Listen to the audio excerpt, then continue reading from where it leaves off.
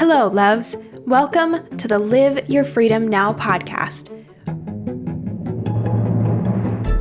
I'm Megan Colleen Johnson, and this podcast is dedicated to discussing dominant cultural narratives and beliefs, what I call dominant dogma, how this keeps you from thriving in life and business, and how to overcome that dogma by living your freedom now.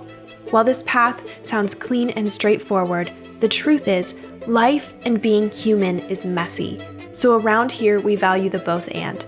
We'll hold space for where you're at and honor the freedom you'd like to see and feel within yourself.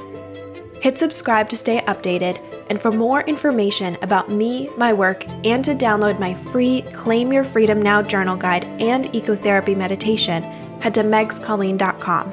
That's megscolleen.com.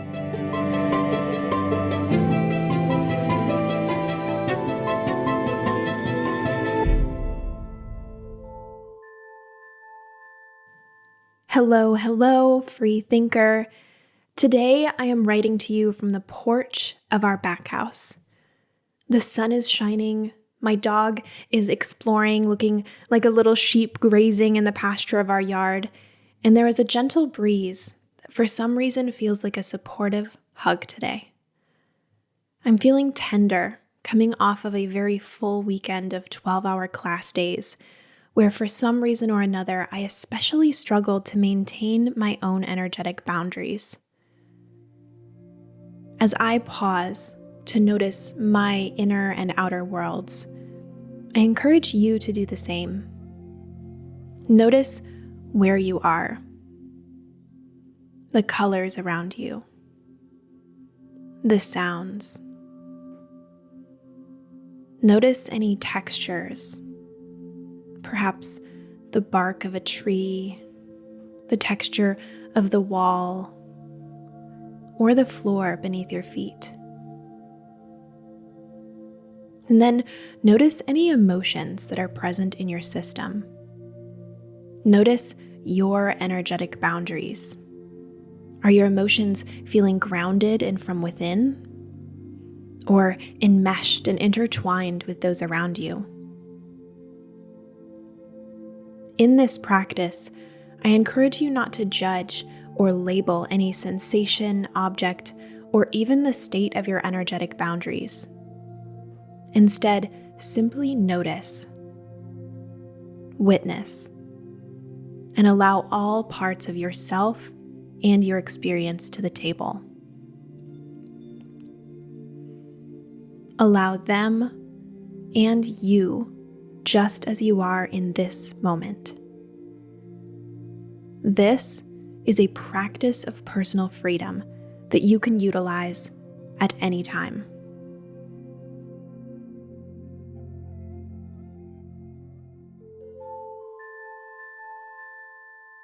Today, I am exploring the internalized dominant dogma that says I am in this alone.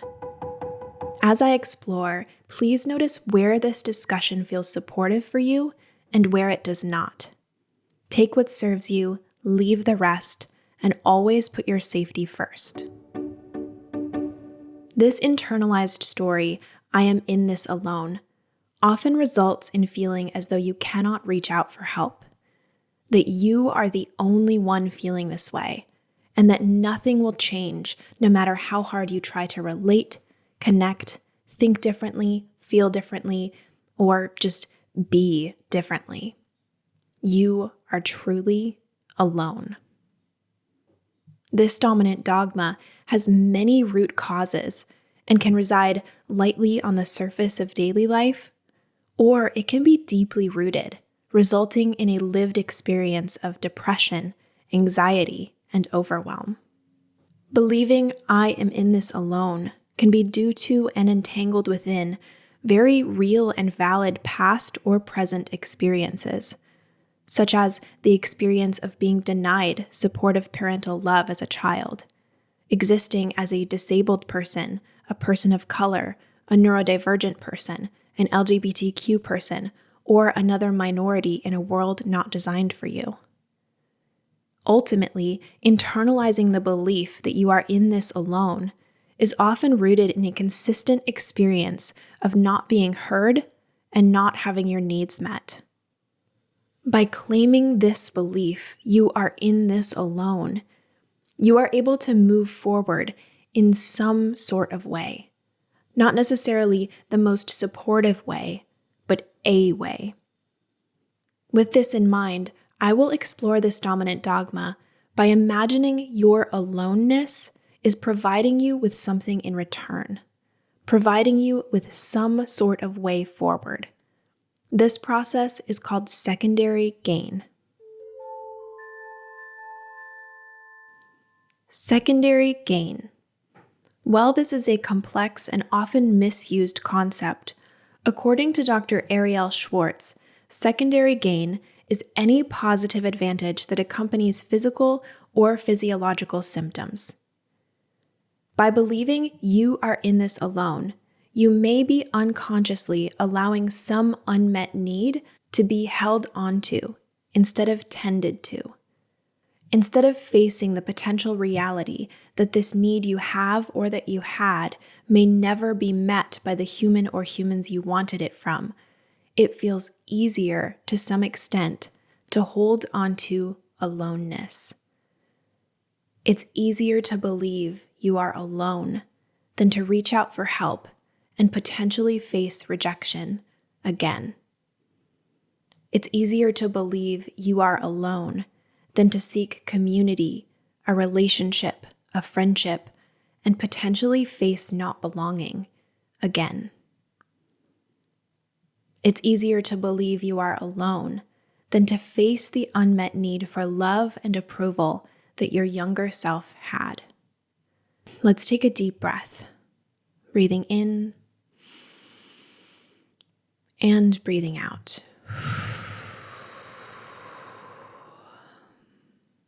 Accepting and claiming the internalized dominant dogma, I am in this alone, ultimately allows some unlived fantasy to maintain its position in your psyche, a fantasy that often looks like rescuing, a deep-rooted hope that one day, someone, somewhere will finally see you and meet this attachment wound so you can finally feel worthy of existing, of taking up space.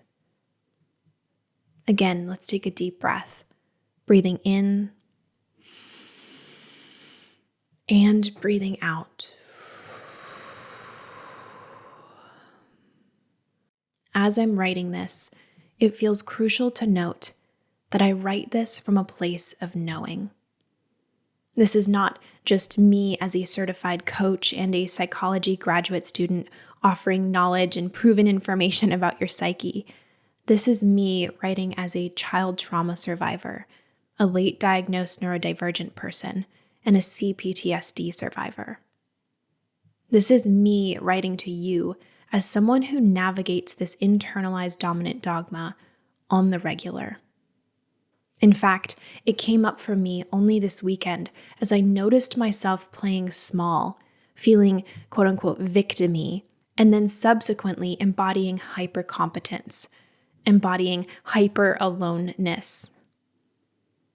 All actions that do not effectively meet my needs, nor do they heal my inner child and wounds. Instead, they perpetuate harm upon myself. So, how do you hand back this internalized narrative that says, I am in this alone? How do you give up the fantasy of being rescued? You rescue yourself. You become your own healer, your own parent, your own hero. Not by embodying hyper-competence and over-responsibility. Instead, by inviting self-responsibility through self-tending, self-care, and reciprocity. The freedom here is in learning to own what you are responsible for and also inviting others to come alongside you. It's handing back the belief of aloneness by slowly, mindfully, and congruently inviting others to join you in meeting your needs as they are able.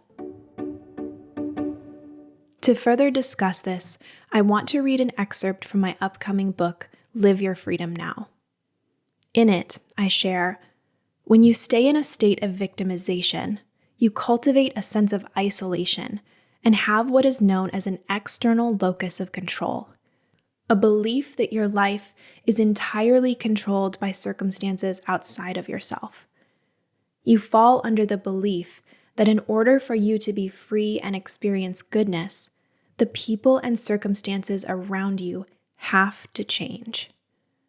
Additionally, you become trapped in this mentality that you are somehow missing the life you are meant to have, while the life you do have is passing you by. Goodness and possibility may be right at your doorstep, but with an internalized dominant dogma of victimization, or in our case today, a belief that I am in this alone, you remain completely unaware of it. The truth is, yes, you likely have unmet needs from childhood and adulthood that have resulted in your present state of aloneness. And I truly believe that in choosing to engage with those needs by meeting them, tending to them, and reaching out for the support you crave, you can hand back this internalized belief to claim personal freedom and belonging. It may not be easy. In fact, in my own experience, it's fucking hard and it comes back around time and time again. But each time I rise up, each time I self-tend, each time I ask for help, it gets a little bit easier. I am showing myself, my inner child, my shadow, my psyche, that we belong. All parts of me are welcome here. And all parts of you are welcome here. And that is where I'm going to leave you today. In 2 weeks, I will share a bit more about the freedom on the other side of this dominant dogma through an archetypal myth and musings of my own spirit that I hope will land for you. Additionally, if deep in your spirit you want to feel empowered, share your creativity, live with freedom, and finally feel joyful again, I would love to work with you. My goal is to help you integrate the parts of you feeling afraid and unsupported, hand back the outdated cultural stories, and guide you to rise as the deeply, wildly, and holistically free human you already are. If this resonates and you want to work with me as your coach, your next step is to book a free clarity call with me. Head to megscolleen.com now to schedule your call. All right, I'll see you in a couple of weeks. Freedom is yours.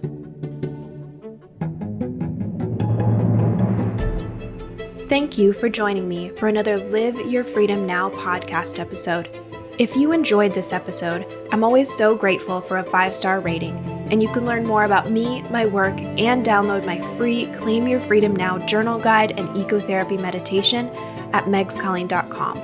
That's megscolleen.com. I'll see you next time, and as always, freedom is yours.